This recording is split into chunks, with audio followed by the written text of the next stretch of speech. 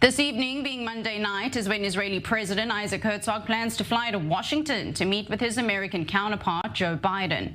The trip is meant to strengthen the deep ties and the partnership between the two nations, but comes at a time of increased tensions between Israel and the U.S. Last week, barbs were traded between Joe Biden and the Israeli Premier Benjamin Netanyahu.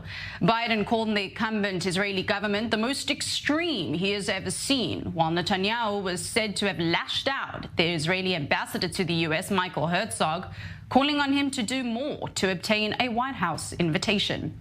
In addition, Netanyahu reportedly told the ambassador, who is also the president's brother, that the trip would give the White House more legitimacy to avoid inviting the premier in the near future.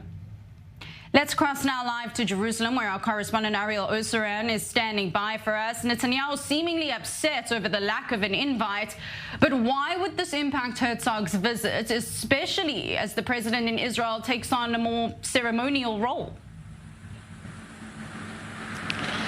Indeed, Batia, the fact that Prime Minister Netanyahu has not been invited to the White House since retaking office back in December is pretty much unprecedented.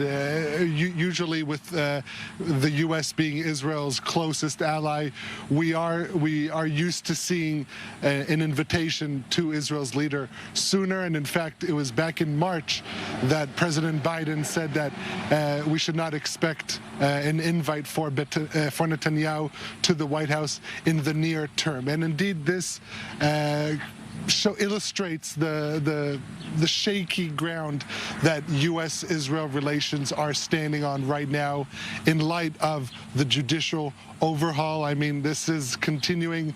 There's a key legislation tomorrow on the reasonableness clause, and also with the protests expected to gain steam tomorrow with a big day of disruption. This is indeed in the back of minds of the Biden administration and its officials that have voiced multiple times since the legislation process began that they are not pleased with what's going on in Israel so far. And what we're seeing, the fact that it's President Herzog being invited and not Prime Minister Netanyahu, that is a clear indication to where the Biden administration stands. And Ariel, does it complicate things at all that the complaint was directed to the Israeli ambassador to the U.S., who also happens to be the president's brother? And if so, what is also likely to come up in the meeting between Herzog and Biden, especially as you mentioned, it's a time of such tensions between the two?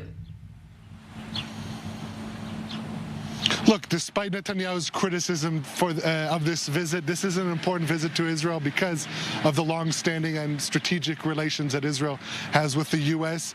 And Herzog is seen in the Biden administration as someone who is trying to kind of ease the situation here. The negotiations that have failed in the president's house were much supported by the White House. And I mean, just think that if neither Herzog or Netanyahu were invited, what that would mean to Israel-U.S. relations. So the fact that Herzog is going, that is at least good for the relations, that they can continue. But indeed, Netanyahu does appear to be taking this personally, lashing out at the president's brother and ambassador, even though it's not Israel's ambassador to the U.S. that determines the date of the visit by the prime minister. And so, you know, others are seeing this visit as a whitewashing by the president to try and ease the administration, appease the administration, while the government moves on with its legislation. So you can look at this visit on both sides, but at the end of the day, this is indeed a visit that Netanyahu would have rathered to embark this evening rather than President Herzog. Correspondent Ariel Oseran there in Jerusalem, thank you very much for that update.